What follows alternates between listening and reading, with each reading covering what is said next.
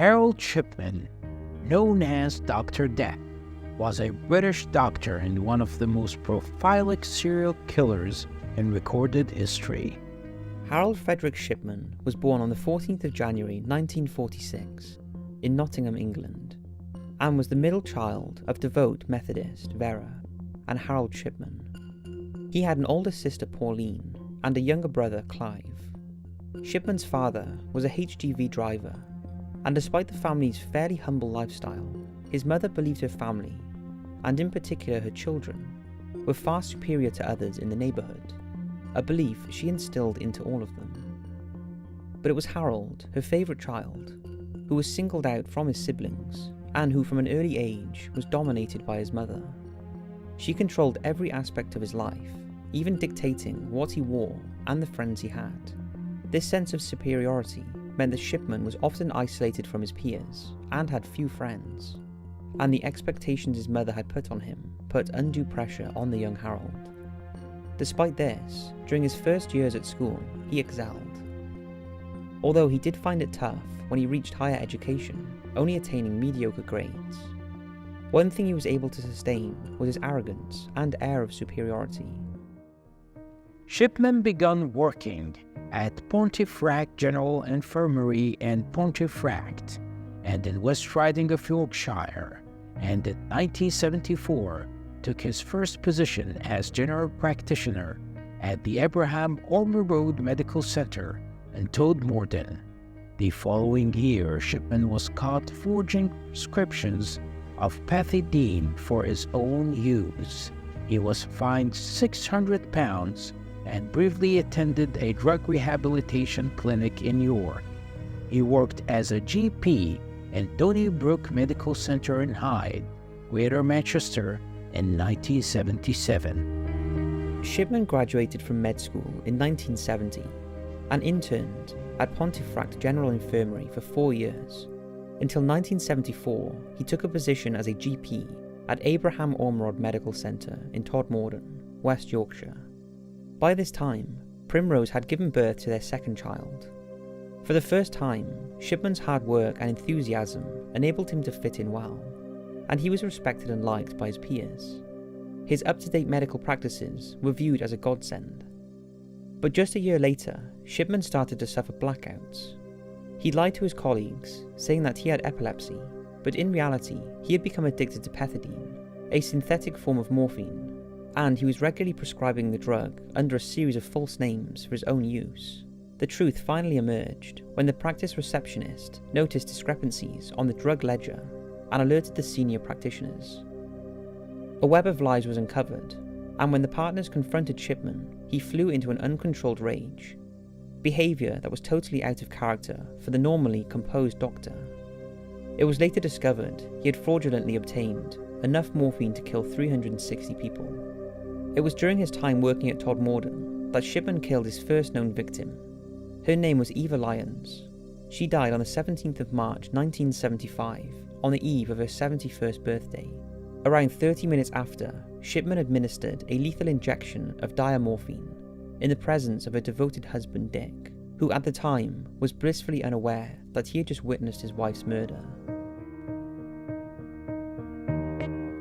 Shipman continued working as a GP in Hyde throughout the 1980s and established his own surgery at 21 Market Street in 1993, becoming a respected member of the community in 1983, and he was interviewed in an edition of the Granada Television Current Affairs documentary, World in Action, on how mentally ill should be treated in the community. And the year after his conviction on charges of murder, the interview was rebroadcasted on Tonight with Trevor McDonald. Shipman was dismissed from the practice and fined £600, but the GMC took no further action against him. Instead, he was sent a strongly worded letter and was free to carry on practicing as a GP. This was a vital mistake, because if action had been taken, any further employer would have been aware of his misdemeanours and many lives may have been saved. After his dismissal, Shipman briefly attended a drug rehabilitation clinic in York, before a short stint serving as a medical officer, as well as some temporary work for the National Coal Board. In 1977, Shipman secured a position as a GP at the Donnybrook Medical Centre in Hyde, near Manchester. By this time, he had 4 children. Again, he was well received by his colleagues, and despite the senior partners being aware of his misconduct in his previous post, they believed him when he said he had addressed his problems and was now clean, and despite his admission of drug misuse, he was still given unsupervised access to controlled substances. But as time went on, cracks began to show in Shipman's personality, and despite the fact that his patients had complete trust in what they saw as a kind and hard-working GP, he had become known for being rude and sarcastic to his juniors, and only turning on the charm with those he wanted to impress.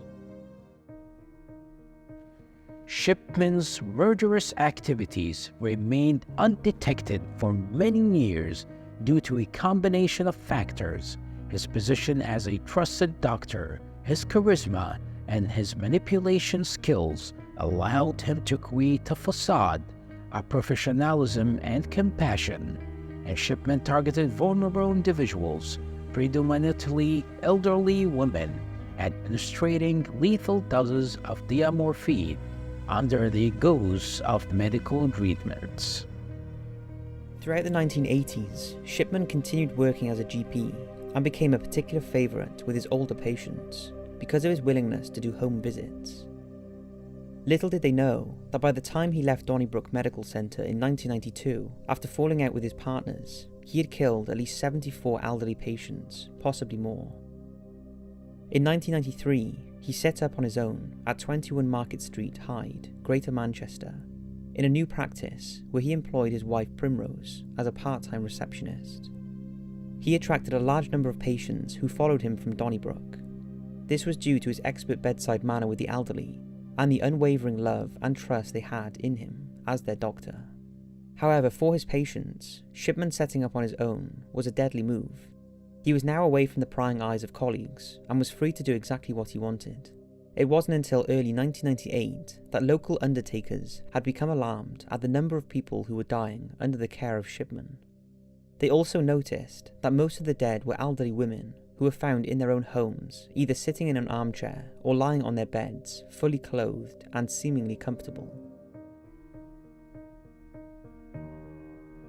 Suspicions surrounding Shipman's activities began to surface in 1998 when a fellow doctor noticed an unusual high number of deaths occurring under Shipman's care.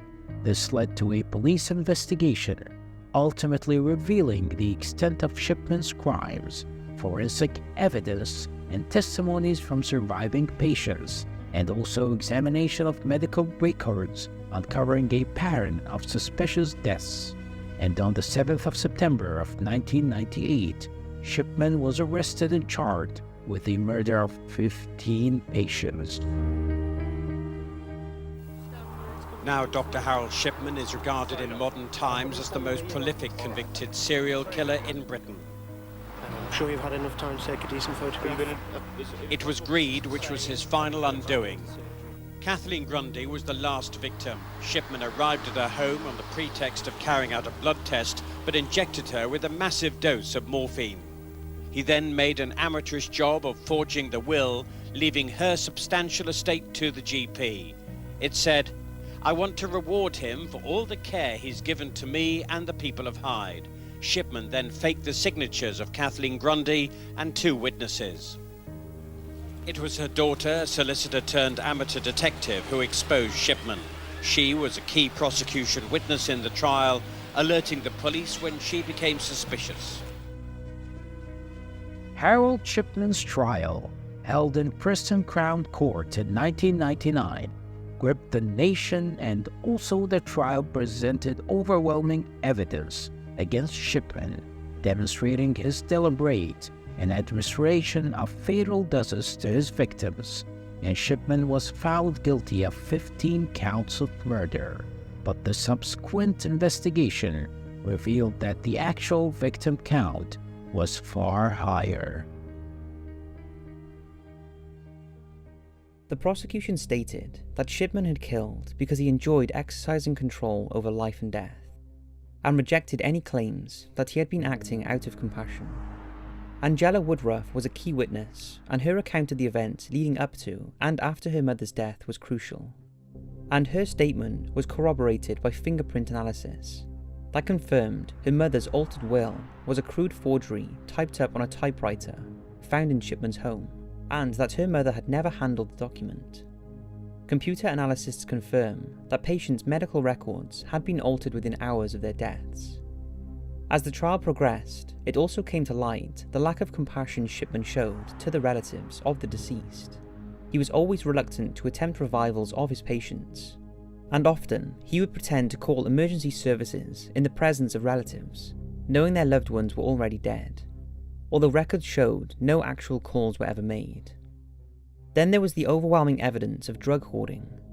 Shipman was consistently false prescribing morphine to his patients and overprescribing to others, collecting the drugs himself to use as his poison. Throughout the proceedings, Shipman remained arrogant and haughty. He constantly changed his story and was far from the caring doctor his devoted patients portrayed. After hearing all the evidence, the jury was sufficiently convinced of Shipman's guilt and unanimously found him guilty on all charges, 15 counts of murder and 1 of forgery. The judge passed 15 life sentences, as well as a 4-year sentence for forgery, which he commuted to a whole life term, removing any possibility that Shipman would be released. Neither Shipman or his wife Primrose showed any emotion when the verdict and sentencing were read out. Shipman became the only British doctor in the country's legal history to be convicted of murdering his patients, although he was only found guilty of killing 15. This was because, in light of the publicity surrounding his first trial, any subsequent trials would not be fair, and given his whole life sentence would make no difference to his punishment. These additional deaths would be dealt with separately.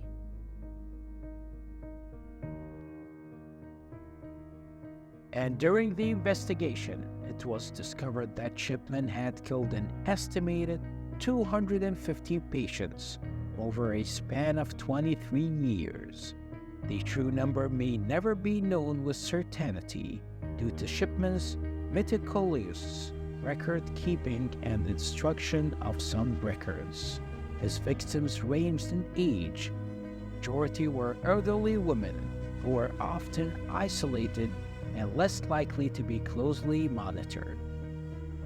In the aftermath of the trial, various inquiries and audits were carried out on Shipman's patients, and the overwhelming verdict was that it was likely he killed at least 236 of his patients. The majority of these were killed between 1975 and 1998.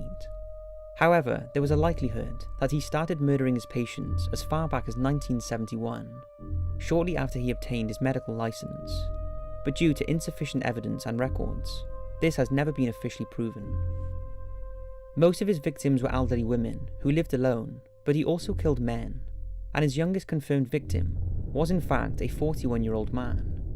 He was also suspected of killing 4-year-old Susie Garfitt in 1972, who, although was gravely ill, died unexpectedly while under Shipman's care at Pontefract General Infirmary. Understanding Shipman's motivations remains a subject of speculation, as some experts have suggested that his desire for power and control, as well as a potential need for attention and recognition, played a role for his crimes, and his ability to exploit the trust placed in him as a doctor highlights, and also highlights the dangers of professional misconduct and vulnerability of patients. On January the 13th, 2004, on the eve of his 58th birthday, Shipman hanged himself in his cell using his bedsheets. The British tabloids were jubilant about the death of the man they had dubbed Dr. Death. But for his victims' families, this felt like an easy way out for him. A cowardice act that deprived them of an explanation as to why he murdered their loved ones. And in a final calculated twist, it was revealed Shipman timed his suicide so that his wife would receive the maximum £100,000 pension payout. If he had waited until after his 60th birthday, this would have been drastically reduced. So it seems that right until the end, Shipman had control, and as he had with over 250 others, he chose when it was time to die.